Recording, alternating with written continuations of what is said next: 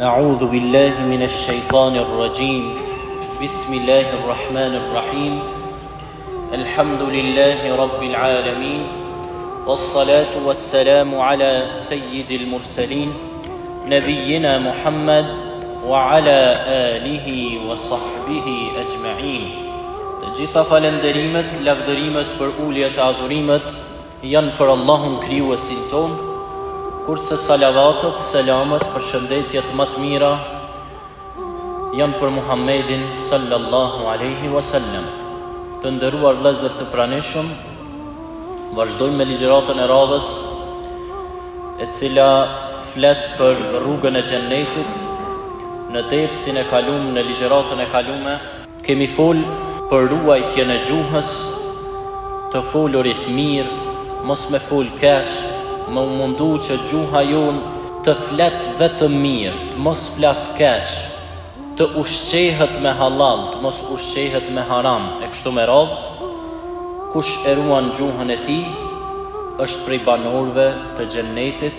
I kemi shpjegu ajetet kuranore, hadithet e Muhammedit alayhi salam, kurse sot dietarët islam kur i kanë radhit temat që flasin për rrugën e xhennetit, me njëherë pas ruajtjes së gjuhës, mos me fol keq, por me fol mirë, e kanë radhit ligjëratën e radhës dhikrin, përmendjen e Allahut, për arsye se të folurit mirë, gjuha jonë me fol mirë, gjuha jonë më së miri është me përmend Allahun.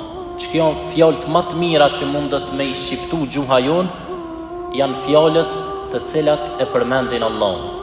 Allah i madhnushëm në Kur'an ka thonë: "Fadhkuruni adhkurkum", më përmendni mua që t'ju përmend unë juve. Sa herë që na e përmendum Allahun, Allahu na përmend ne. Paramendo Allahu me të përmend ty, mu e gjithë se cilin prej nesh. Nimet begati e madhe. Abdullah ibn Umeri transmeton hadithin nga pejgamberi alayhi salam, i cili ka thonë: nëse secili njeri pas çdo vakti, pas çdo namazi, 5 vakte namaz, e përmend Allahun 10 herë Allahu Akbar, 10 herë Elhamdulillah, 10 herë Subhanallah, dhe thot La ilaha illallah, për 5 vakte bojnë 100 herë. Këtu në peshojën e Allahut, në mizanin tek Allahu, llogaritën 1000 herë. Se cila llogaritët ka 10 herë. Shpërblimi është 1000 herë tek Allahu, 1000 sevape. Jashtë kësaj, pas se cilit namaz 33 herë Subhanallah, 33 herë Elhamdulillah, 33 herë Allahu Akbar, pastaj La ilaha illallah wahdahu la sharika lah, dhikrin që e bojnë, se cila llogaritët ka 10 herë sevap, dhe për 5 vakte 5000 sevape, vetëm për dhikr. Dhikri, përmendja Allahut, e gjallënon zemrën tonë. Gjallënimi i zemrës, gjallëria e zemrës është shumë më i rëndësishëm se sa gjallërimi i trupit. Nuk po themi mos me u kujdes për trupin, për fizikun tonë. Ashtu si që trupi jonë ka nevojë për ushqim e për kujdesje, qashtu edhe zemra, shpirti i besimtarit ka nevojë, shpirti i secilit njeri, me ushqy. E ushqimi më i mirë i shpirtit i zemrës është përmendja Allahut. Përmendja Allahut e sjell rahatin, qetësinë shpirtërore. Sa herë që e përmendum Allahun, Allahu thamë në Kur'an ka thonë që ju përmendi juve nëse më përmendni. E kur të na përmend Allahu, që aty vjen rehatia, shpërblimi. Allahu na përmend me mbjellje të rehatis në zemrën tonë, në shpirtin tonë, në sjellje të lumturisë në jetën tonë. Fadhkuruni, përmendnum, adhkurkum, ju përmendni. Dietarët islam kanë thonë, ju përmendi, ka thonë Allahu, me të mira, me mirësi, me rehati, me lumturi, me begati të shumta. Pra sa herë që e përmendum Allahun, ndihemi të lumtur, ndihemi rehat, ndihemi në mirë. Hasan el Basriu, një njeri I madh I Islamit, ka thonë: zemra e njeriut ndryshkët, ashtu siç ndryshkët hekuri. E ilaçi për mos me ndryshk zemra tona është dhikri, përmendja Allahut. Shpirti I njeriut është I rrezikum vazhdimisht nga armiq të shumt. Fillimisht nga vetvetja jon, nga nefsi jon. Nefsun emmaratun bisu, ka orë në Kur'an. Një nefs, një shpirt, një nefs I cili është I prirur për të keq. E kena të mbjellur në shpirtin ton, në qenjen ton. Është I prirur me bo keq. Janë disa lloje të nefseve, që ndonjëherë tjetër do t'i shpjegojmë. Njëri prej tyre është I prirur me bo keq. Kjo fillimisht e rrezikon zemrën tonë, shpirtin tonë. Pastaj shejtani, e dim gjithë, armiku kryesor. Pastaj shoqëria e keqe, e kështu me radhë. E mas miri për me rujt vetveten tonë nga ky nefs që është I prirur për të keq, nga shoqëria e keqe, nga shejtani, nga të ligat, është përmendja e Allahut. Mburoja më e mirë e besimtarit është përmendja e Allahut. Me përmend Allahun sa më shpesh. Ja ayyuhalladhina amanu, o ju të besimit, o ju që keni besu, udhkurullaha dhikran kathira. Përmendni Allahun shpesh dhe pa jandos, sa më shumë, pa një numër caktuar, sa më shumë. Pejgamberi ynë sallallahu alaihi wasallam na e la ligjshmërinë e dhikrit pas çdo namazi, sepse pas çdo namazi, pas çdo vepre të mirë, e namazi është prej veprave më të mira, mas shumë t'i pranohen duat. Duat pranohen masi që ta bëjsh ndaj vepër të mirë, ndaj vepër të madhe. Dhe dhikri është pas namazit, për arsye se ki bën një vepër të madhe, tash e bën dhikrin dhe në fund bën dua, I lutesh Allahut. Na e la dhikrin pas çdo namazi, për arsye se sa më shumë që e përmend me Allahun, gjallohet zemra tham, sillet lumturia në jetën tonë, edhe je rahat. Në kohën e pejgamberit sallallahu alaihi wasallam, ishin një grup njerëzish të cilët shkuan tek pejgamberi alaihi salam dhe ju than, ju drejtuan pejgamberit sallallahu alaihi wasallam, janë një grup përball nesh, të cilët po falin namaz, edhe ne po falemi. Po agjerojnë, edhe ne po agjerojnë. Ata po dhojnë sadaka, na s'po kena, jena të varfër, s'po kena mundësi me dhojnë sadaka. Po kemi frikë që ata kanë hetë shumë për para në gradat larta tek Allah I madhnushëm.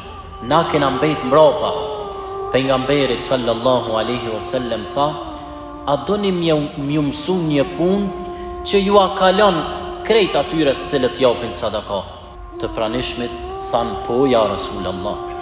Pejgamberi alaihi salam tha: të bësh dhikr pas çdo namazi. 5 vakte namaz, pas secilit namaz 33 herë subhanallah, 33 herë elhamdulillah, 33 herë Allahu akbar. Kjo ua mundson me arrit sevape më shumë se sa ata të cilët japin sadaka. Muslimi gjithashtu transmeton hadithin e pejgamberit alayhi salam, I cili thot: muaqibatun la yakhibu qailuhunna. Kush ban dhikr pas çdo namazi 33 herë subhanallah, elhamdulillah, Allahu akbar, nuk ka mundësi me u privu nga xheneti. Pra dhikri është rrugë prej rrugëve të xhenetit. Ai I cili thot 33 herë pas çdo namazi, dhikrin e bën që e bëjmë na, dhikrin që është I njohur për juve, nuk ka mundësi, në hadithin sahih po transmetohet se nuk ka mundësi ai njeri me hyrë në xhehenem. Ai privohet nga xhehenemi dhe si shpërblim për ta është xheneti. Prandaj dhikri ka rëndësi shumë të madhe. Gjithashtu hadithi tjetër thot: kush thot 33 herë subhanallah, 33 herë elhamdulillah, 33 herë Allahu akbar, dhe pastaj thot la ilaha illa Allah wahdahu la sharika la, lahul mulk wa lahul hamdu wa huwa ala kulli shay'in qadir. Me këto bëhen 100 herë. Pas çdo namazi, kush e thot këto, do t'i fshihen gjunohet, do të pastrohet shpirti i tij, zemra e tij nga t'ligat, nga gjunohet, edhe nëse ato janë sa shkuma e detit. Kjo sa i përket dhikrit i cili bëhet pas namazit, e që ka vlerë shumë të madhe. Po jashtë këtij dhikri është dhikri tjetër i cili është i njohur gjithashtu edhe për ju, dhikri para gjumit, para se me ra me flejt, ta kujtosh Allah, ta përmendesh Allah, edhe në mëngjes gjithashtu. Aliu radiallahu anhu, një njeri i madh, tha që prej kur pejgamberi alayhi salam na ka mësu se vop i madh është me bë dhikr para se me flejt, me kujtu Allahun, subhanallah, elhamdulillah, Allahu akbar, dhe me ra me flejt, gjithashtu edhe në mëngjes, prej se kam dëgju pejgamberin alayhi salam me këtë porosi, as njëherë njëtën time nuk e kam lanë ma dhikrin.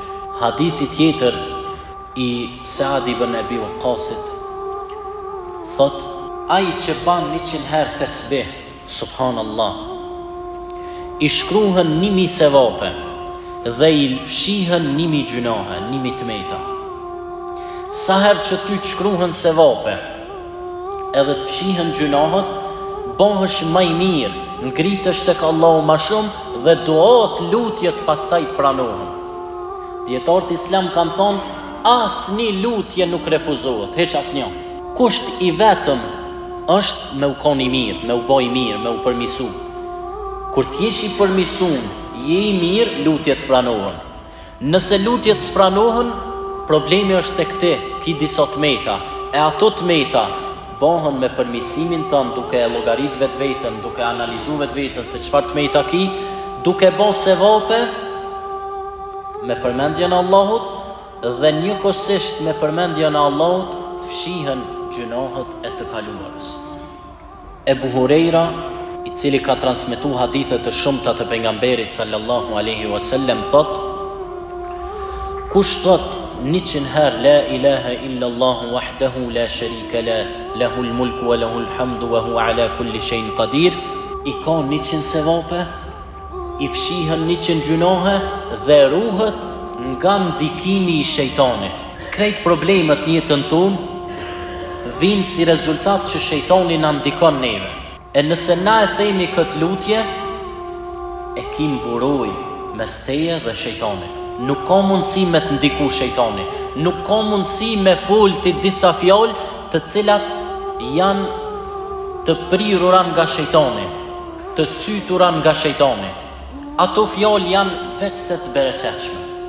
Nuk ka mundësi me vepru një vepër ti, e ajo vepër më konë ju e mirë, sepse ajo vepër nuk ka ndikimin e shejtanit. Pra, vlere madhe na me përmend Allah. Se vapi madh, gjithashtu ruajtjen nga armiku kryesor i njeriut. Gjithashtu gjithë dietarët islam e kanë përmend një dua madhështore dhe kanë thonë, kush e thot 3 herë këtë dua, Bismillahilladhi la yadurru ma'a ismihi shay'un fil ardi wala fis sama' wa huwa as-sami'un alim, 3 herë kush e thot këtë dua, nuk ka mundësi me i ndodh ndonjë e keqe. Nuk ka mundësi, nëse e thunë mëngjes, deri në mbrëmje nuk ka mundësi me i ndodh ndonjë e keqe. Dhe nëse e thunë mbrëmje nuk ka mundësi me i ndodh ndonjë e keqe deri në mëngjes, dhe nëse vdes, je prej banorëve të xhenetit. Dua madhështore. Në një rast, ai i cili e ka transmetuar këtë dua, edhe ka thonë që unë vazhdimisht e praktikoj këtë dua në mëngjes e mbrëmje. Ka 3 herë tham. I ka ndodhur një e keqe atij personi dhe disa të cilët kanë dashur me zonë ngushtë, atë sahabi i kanë thonë, ti e ke përmend që kush e thot këtë dua nuk i ndodh asnjë e keqe. Ja ty të ndodhi e keqja. Ai betohet dhe thot, vallahi, billahi, tallahi, sot nuk e kum thonë këtë dua, edhe më ka godit kjo e keqe. Prandaj dietarët islam kanë thonë kjo dua është dua madhështore, dhe secili prej nesh është mirë me mësu dhe me e thonë vazhdimisht. Sahabët, një prej sahabëve, një njeri i madh Handhale, ka shku tek Ebu Bekri dhe i ka thonë, Kur po jena me pejgamberin sallallahu alaihi wasallam, po jena të musht me iman, me bateria të forta, po e përkujtojmë Allahun, po e përmend me xhenetin, po largohemi nga veprat që na çojnë në xhenem. Amo si po ndahemi prej pejgamberit alayhi salam, po na bje ai imani, po na dobësohet imani, po kam frikë mos nashta kjo është munafiklëk. Ebu Bekri e ka marrë Handhalen dhe ka shku te pejgamberi alayhi salam dhe ka thonë: qysh e ka thonë Handhale, edhe unë jam qatë gjendje, sa herë po jena me ty ja Rasulallah, po ndihmi mirë, po e përkujtojmë Allahun, ama kur po shkojna në shtëpi me familje, me shoqëri, po e harrojmë Allahun, po largohemi prej veprave të mira. Pejgamberi alayhi salam i tha: nëse ju do të ishit në atë gjendje që vazhdimisht e kujtoni Allahun, atëherë do të ishit me laçe. Por njeriu është sa'a wa sa'a. Nga njëherë është me iman më të forcuar, nga njëherë na dobësohet imani. Ilaçi ynë është dhikri, përmendja e Allahut.